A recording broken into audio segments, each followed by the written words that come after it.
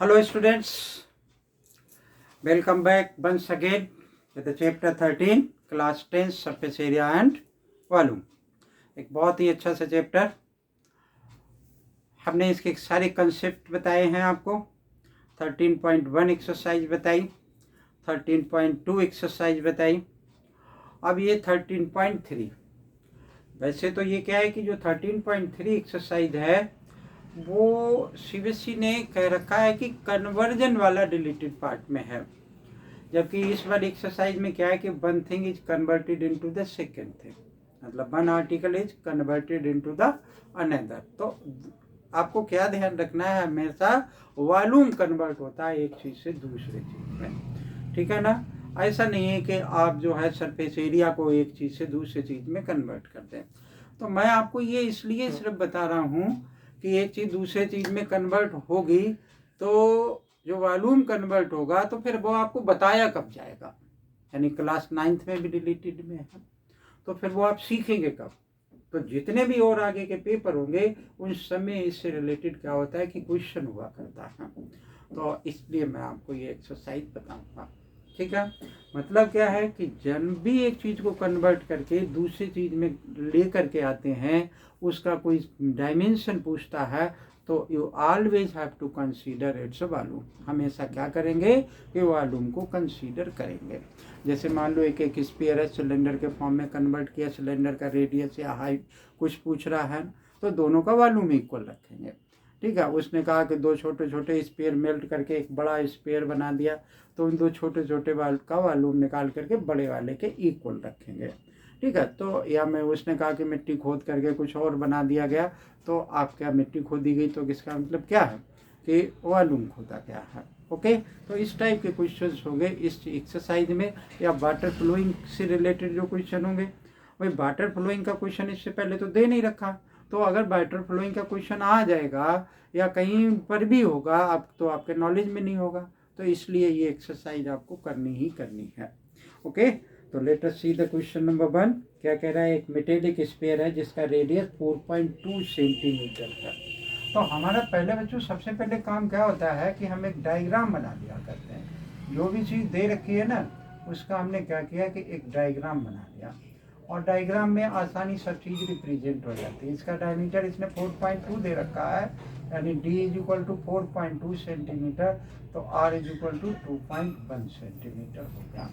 अब देख लेते हैं ये किसको किस में कन्वर्ट करना चाहता है। Melted to recast into the shape of a cylinder of radius 6 centimetre. इसको मेल्ट करेगा और एक क्या बनाएगा, एक सिलेंडर बनाएगा, ठीक है। और जब सिलेंडर बनाएगा तो इसका रेडियस इसने दे रखा हमें, चलो इसका रेडियस मैंने कैपिटल R मान लिया, और पूछेगा अब क्या, सिंपल सी बात कि इसकी हाइट हमसे अब पूछेगा, ओके। देख लेते हैं क्या कह रहा है कि find the height of the cylinder. दूसरे वाले का radius he the shape of a cylinder of radius 6 centimetre. तो ये हो गया। चाहो तो आप B1 is equal to B2 भी लिख सकते हैं, क्योंकि मैंने दोनों चीज़ों को यहाँ पर रिप्रेजेंट कर दिया। लेकिन what you have to write, यहाँ लिखा हमने कि volume of cylinder, volume of cylinder is equal to volume of sphere. Cylinder का वॉल्यूम किसके बराबर है, स्फीयर के वॉल्यूम के बराबर है। तो वॉल्यूम ऑफ सिलेंडर क्या होता है, पाई आर स्क्वायर एच। यहाँ आर मेरा कैपिटल है और आर किसके इक्वल था, इसका साइज 6 सेंटीमीटर, तो यहाँ पर मैंने 6 सेंटीमीटर लिख लिया। तो पाई आर स्क्वायर एच, इसका वॉल्यूम स्फीयर का क्या होता है 4/3 पाई आर का क्यूब। पाई से पाई हट गया, ठीक है। और भी अगर कुछ हट सकता है तो हम यहीं पर हटा लेंगे ताकि आसानी से कम कैलकुलेशन करनी पड़े। अब ये आ गया 6 इंटू 6 इंटू एच 4/3, ओके। अब इसका आर कितना है 2.1 into 2.1 into 2.1। H is equal to क्या आ जाएगा, आप इसको आसानी से सिंप्लीफाई कर लो, यहाँ पे कट जाएगा 0.7 आ गया, तो ये 3 भी हट गया। चलो ये आ गया मेरे पास क्या 4 into 0.7 into 2.1 into 2.1 into 6 into 6। 3 3 जा वो 3 2 जा हो गया, और यहाँ पे क्या आ गया 0.7, इससे क्या आ गया 3 2 जा आ गया, 0.7 आ गया, ठीक है ना। अब 2 ये इससे कैंसिल हो गया, एच इज इक्वल टू क्या आ गया 0.7 इंटू 0.7 इंटू 0.7 क्या बन जाएगा 0.49 इंटू 0.7, 7 9 जा 63 कैरी 6 और ये हमारे पास क्या बन गया 343 123 इतने सेंटीमीटर इसकी क्या हो जाएगी हाइट हो जाएगी, ठीक है। ये सेंटीमीटर में है, ये सारे ही सेंटीमीटर में, हाँ सारे ही सेंटीमीटर में दे रखे हैं। पाई की वैल्यू बच्चों जो भी हमारे एज यूजुअल होगी या क्वेश्चन में मेंशन होगी उसको हम इस्तेमाल करेंगे। तो that is the first question. Okay, pause the video and copy it, then we have write the second one question. तो देखते हैं कि सेकेंड वाला क्वेश्चन क्या है। सब बच्चों ऐसे ही होंगे, मतलब एक चीज को क्या करेगा कन्वर्ट करेगा दूसरे के फॉर्मेट में। और तो हमें वॉल्यूम निकालना होगा, एक का वॉल्यूम गिवन है, डायमेंशंस मालूम होगी, दूसरे की एक डायमेंशन या नंबर ऑफ आर्टिकल्स पूछेगा, ये चीज़ें पूछ सकता। और metallic sphere of radius 6 centimetre 8 centimetre, 3 spheres हैं। क्या कह रहा है कि 3 मेटेलिक स्पेयर्स हैं, बना लेते हैं 3 मेटेलिक स्पेयर, एक ये है एक ये है एक ये है, ठीक है।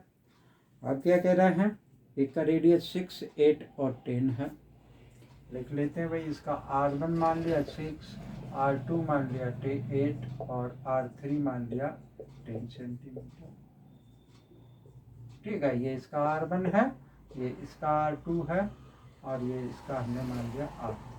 इन सबको मेल्ट करके एक बड़ा सा बनाया इसने और ये हमारा ये आ गया।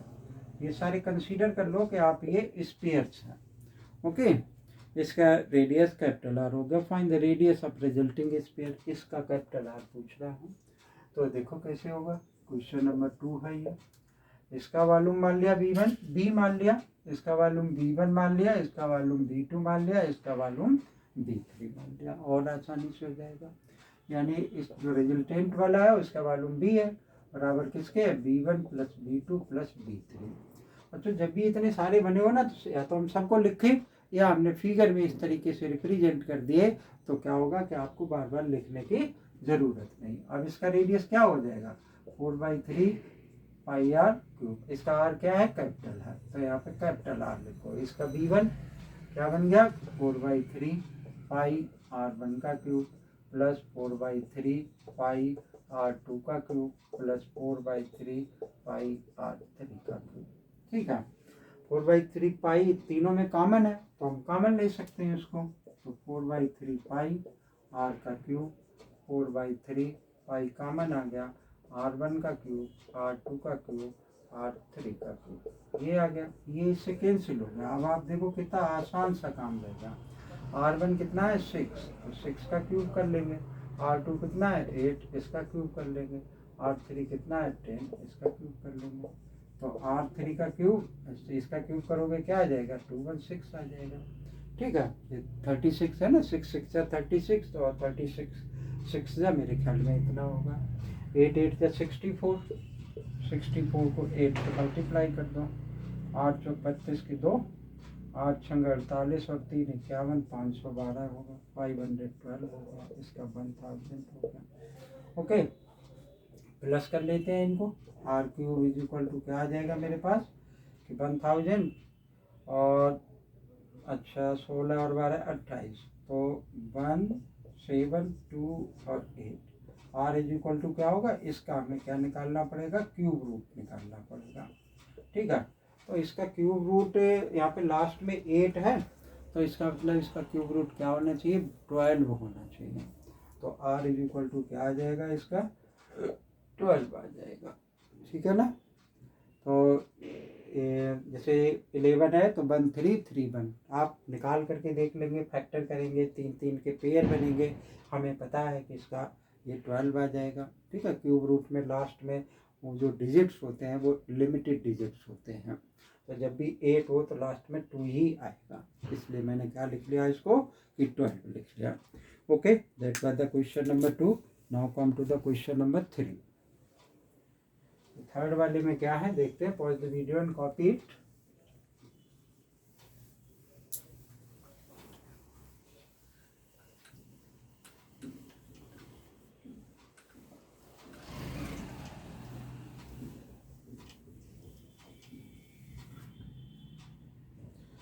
देखो 3 बार थर्ड वाला क्या कह रहा है, a 20 metre deep well with diameter 7 metre is dug and the earth from digging is evenly spread out into form a platform of 22 metre by 14 metre, find the height of the platform. क्या कह रहा है, a 20 metre deep well. क्या किया इसने कि एक इस तरीके का वेल था, कुआं था, जिसमें से कुछ मिट्टी निकाली है और उससे क्या बना लिया, एक क्यूबाइडल शेप का एक प्लेटफॉर्म बना दिया। उस क्यूबाइडल शेप का जो प्लेटफॉर्म बनाया है उसका लेंथ और ब्रेथ इसमें दे रखा है और क्या कह रहा है कि उसकी हाइट फाइंड आउट कर दो। यानी ये आ गया एल, ये आ गई बी और ये इसकी हाइट निकालनी है मुझे, ठीक है।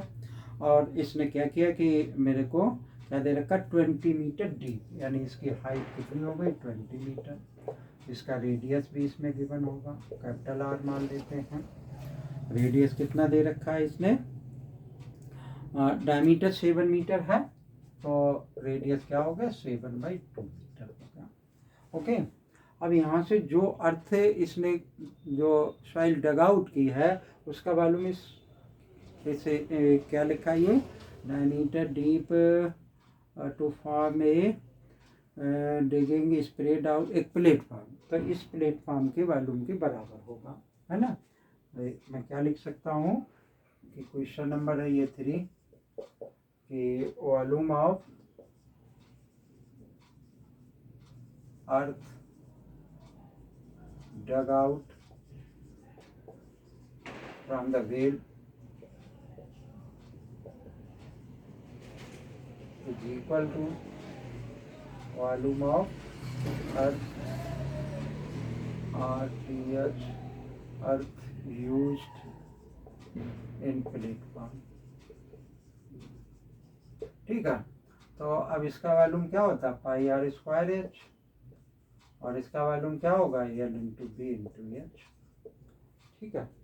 वैल्यू पुट करके देख लें, पाई की वैल्यू क्या है कि 22/7, या कुछ और तो नहीं दे रखी है, नहीं दे रखी तो हमने 22/7 यूज करना। वैसे हमें दिख रहा है यहाँ पर 7 है ना, तो 3.5 नहीं लिखो, 7/2 इंटू 7/2 इंटू एच कितनी दे रखी है 20, यहाँ एल कितनी दे रखी है, इसने लिखा कि 22/14, यानी ये 22 है और ये 14 है, ठीक है। ये जहाँ बाई आया ना, और एक बाई होता तो लेंथ ब्रेड्थ और हाइट दे रखी होती। तो एल बराबर कितना है 22, बी बराबर कितना है 14 और ये एच फाइंड आउट करेंगे, बहुत आसानी से सिंप्लीफाई हो जाएगा। एक 7 से ये 7, एक 22 से ये 22 कैंसिल हो गया, ठीक है।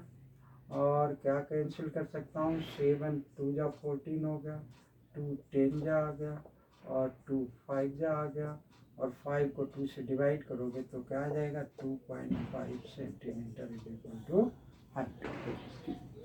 तो सेंटीमीटर नहीं मीटर है, क्योंकि everything is given in the metre, so it will also be in the metre, ठीक है।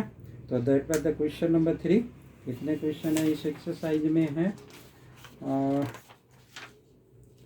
इस एक्सरसाइज में क्वेश्चन है 9, ठीक है। तो 3 क्वेश्चन इस वाले वीडियो मैंने अपलोड कर दिए, 3 इससे आगे वाले में।